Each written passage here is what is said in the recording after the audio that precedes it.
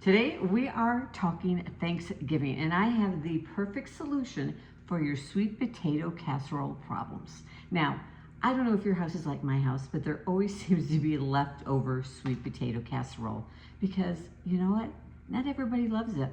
But if you love it, you love it, and it is a must to have at Thanksgiving dinner. So whether you're cooking for just 1 to 2 people this Thanksgiving or for a crowd without a lot of sweet potato casserole lovers, today's recipe is for you. And if you are cooking for just 1 to 2 people, maybe even 3 this Thanksgiving, be sure you check out my Thanksgiving ebook. There is a link to it down below. It is an entire Thanksgiving meal from turkey to dessert. And in addition to all the recipes, I have a timetable schedule for you of when to cook what when so that everything ends up done at the same time. I also have a video, Thanksgiving for 2 video, that you can find up there that has even more Thanksgiving recipes in it and how to make them.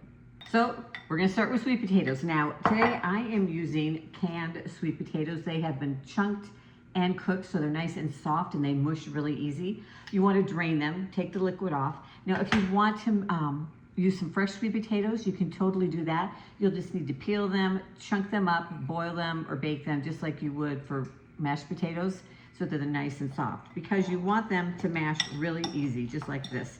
Now, depending on how you like the texture of your sweet potato casserole will determine how much you smash them. And I like mine fairly smooth. I don't like it chunky.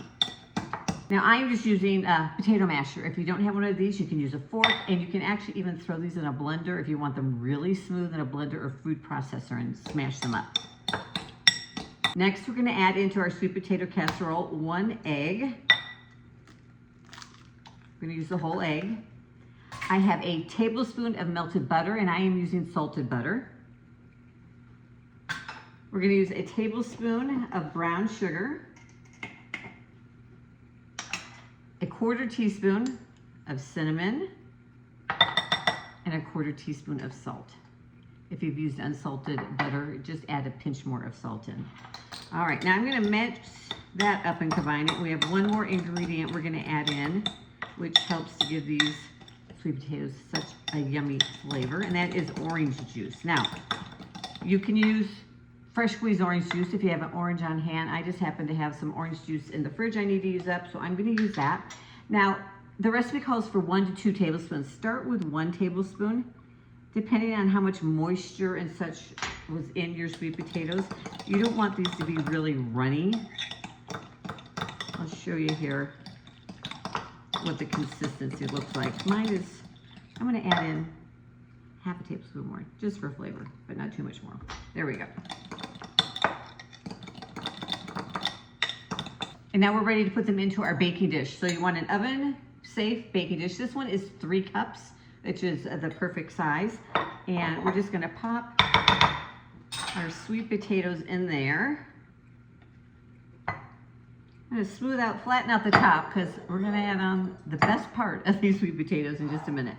I pretty much covered the whole top of the sweet potato. You're still gonna see sweet potato poking out, but if you don't like pecans, you have a pecan allergy, just totally leave them off and just add on the brown sugar and the melted butter. And then next we're gonna take a 1/4 cup of I'm using light brown sugar, and we're just gonna pop it on the top. Now, if you're trying to cut down on sugar, you could probably get away with just 1/8 of a cup.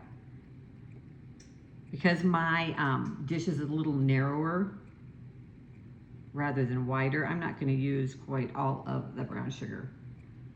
You know, save some of those calories for the pie. And then a tablespoon of melted salted butter that we just drizzle over the top. And this is gonna create that yummy kind of caramelized pecan-y topping that everyone eats sweet potato casserole for. All right, now we're gonna pop this in the oven. It goes into a 375-degree Fahrenheit oven for about 20 minutes. Now, it just needs to be heated through. Everything is basically cooked. You just need those sweet potatoes to get nice and hot and warm and that brown sugar to melt. So we'll put it in the oven.